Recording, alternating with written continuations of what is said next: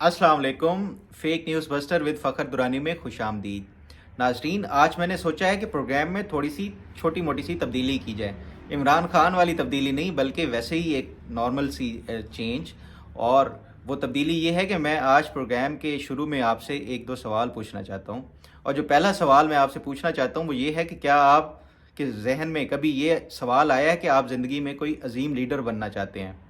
और अगर आप वाकई अजीम लीडर बनना चाहते हैं तो इसके लिए जो सबसे बड़ी खसूसियत है अजीम लीडर बनने के लिए या रिक्वायरमेंट है, वो ये है कि यू टर्न लेना। क्या आप वो यू टर्न लेने के लिए तैयार हैं? और जो दूसरा जो मैं सवाल पूछना चाहता था आपसे वो ये कि क्या कभी आपने ज़िंदगी में यू टर्न लिया भी है?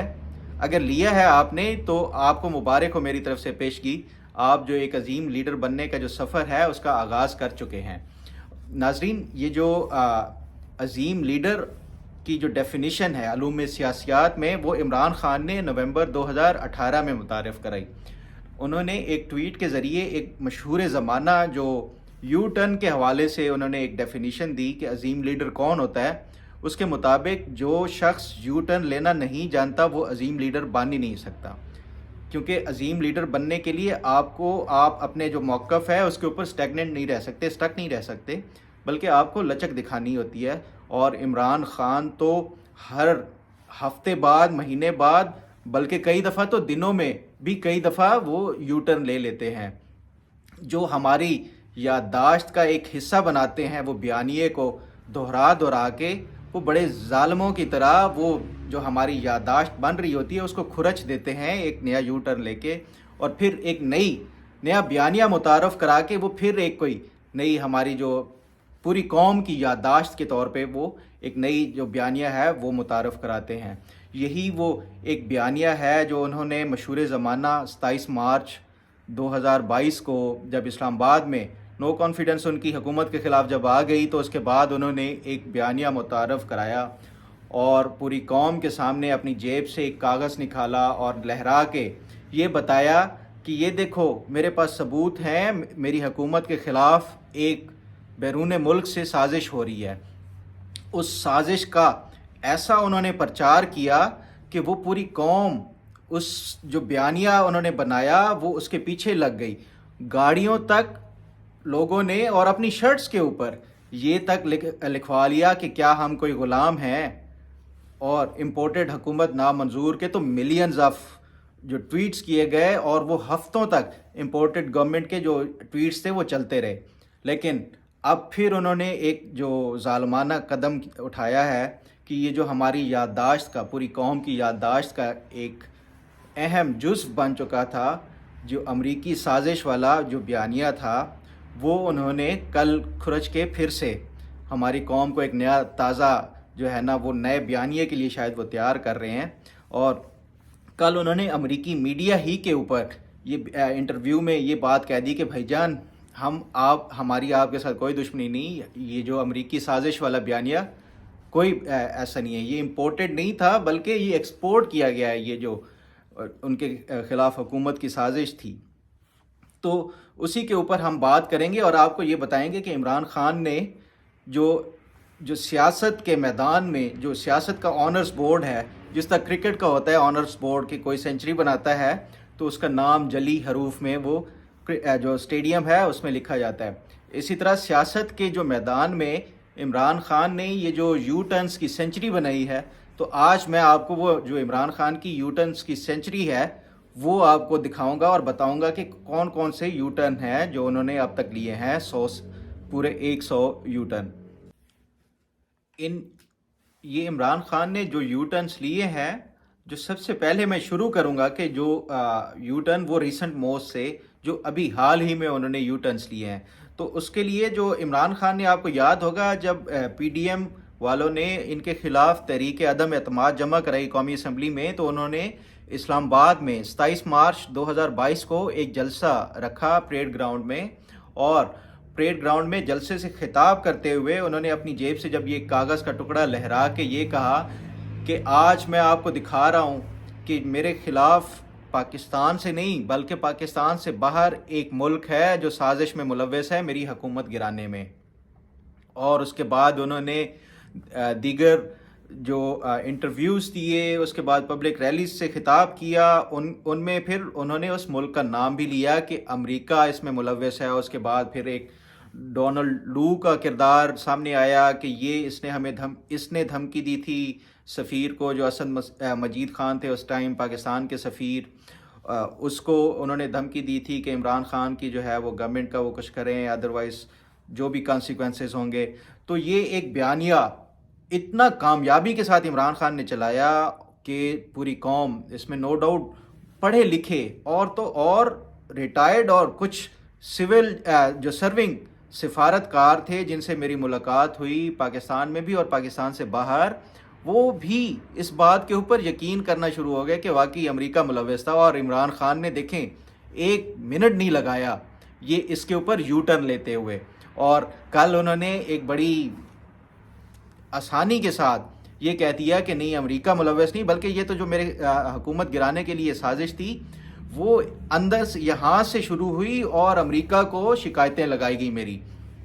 اب بات کرتے ہیں جو انہوں نے یو ٹرن لیے، جو ریسنٹ موسٹ ہے وہ کل انہوں نے ایک وائس آف امریکہ کو جو انٹرویو دیا اس میں انہوں نے کہا یہ والی بات کہ میرے خلاف امریکہ نہیں بلکہ اندر سے یہاں سے سازش کی گئی اور امریکہ کو بہکایا گیا میرے خلاف۔ اس کے بعد جو دوسرا جو سب سے اہم یو ٹرن عمران خان نے لیا ہے وہ یہ ہے کہ امریکی حکومت کے ساتھ ساتھ جو مقامی اسٹیبلشمنٹ ہے وہ بھی ملوث ہے۔ پہلے امریکہ تھا، اس کے بعد انہوں نے اس میں ایڈیشن کر دی، مقامی اسٹیبلشمنٹ کو انہوں نے شامل کر دیا۔ اس کے بعد جو تیسرا یو ٹرن انہوں نے لیا وہ یہ کہ اگر اسٹیبلشمنٹ ملوث نہیں تھی تو پھر جو نیوٹرل کیوں رہے یہ اسٹیبلشمنٹ، نیوٹرل تو صرف جانور ہوتے ہیں۔ چوتھا جو ان کا یو ٹرن تھا کہ اگر ان کی حکومت گرانے کے پیچھے اسٹیبلشمنٹ نہیں بلکہ نواز، زرداری، مولانا فضل الرحمان اور دیگر جو پی ڈی ایم کی جماعتیں تھیں وہ شامل تھیں۔ جو انہوں نے پانچواں یو ٹرن دیا وہ نواز، زرداری سے بھی اب فردر نیچے آ گئے اور کہا کہ محسن نقوی میری حکومت گرانے میں جو ہے وہ ملوث تھے۔ جو چھٹا یو ٹرن عمران خان نے لیا وہ یہ کہتے ہیں کہ اب جو فائنلی جو ہے وہ امریکہ ملوث نہیں ہے بلکہ یہ جو سازش ہے امپورٹڈ ہے، اور یہاں سے جنرل باجوہ نے میری حکومت کے خلاف امریکیوں کو بھڑکایا جس کے بعد یہ میری حکومت چلی گئی۔ جو ساتواں یو ٹرن ہے وہ یہ کہتے ہیں کہ حکومت جانے کے بعد آرمی چیف کی جو اپوزیشن والوں سے ملاقات کے اوپر عمران خان نے سوالات اٹھائے کہ آرمی چیف کا اپوزیشن سے ملنے کا کیا سوال اٹھتا ہے، کیا تعلق ہے۔ تو جب یہ ان کی حکومت گئی تو اس کے بعد میڈیا میں یہ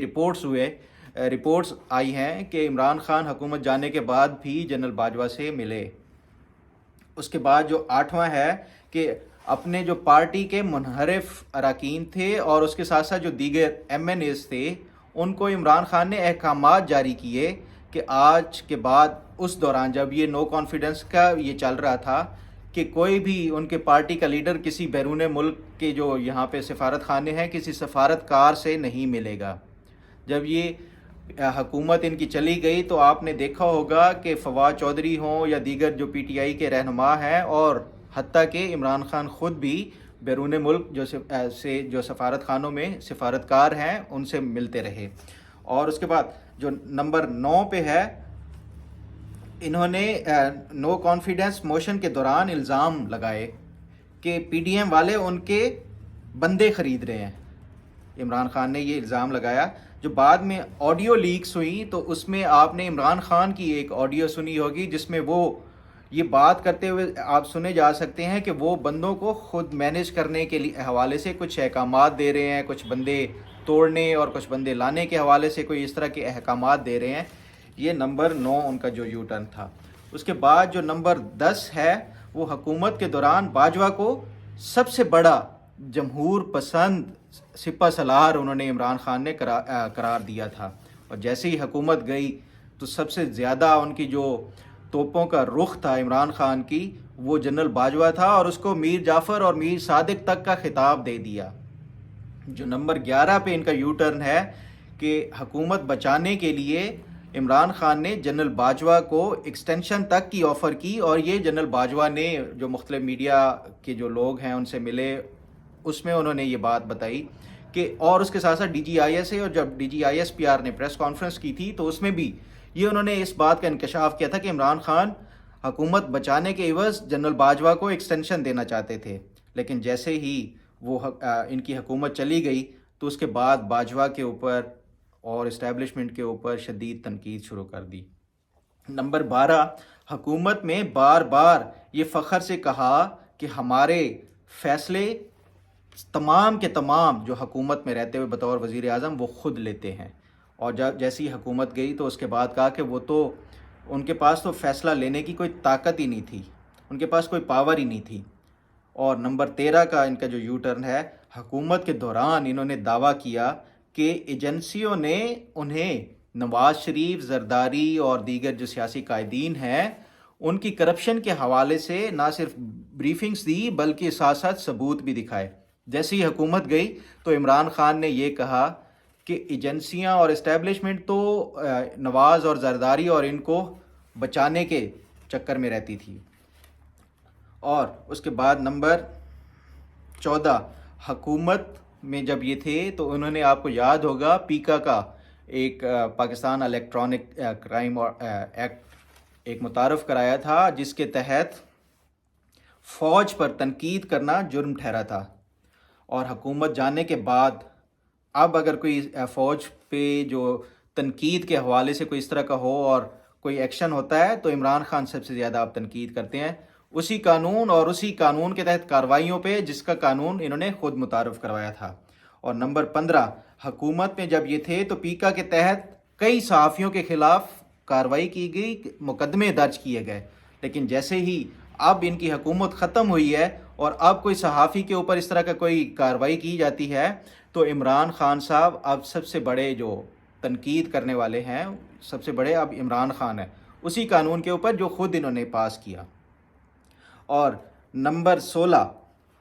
جو نو کانفیڈنس کے بعد اپنے MNA کو جو ریزگنیشن کے احکامات اور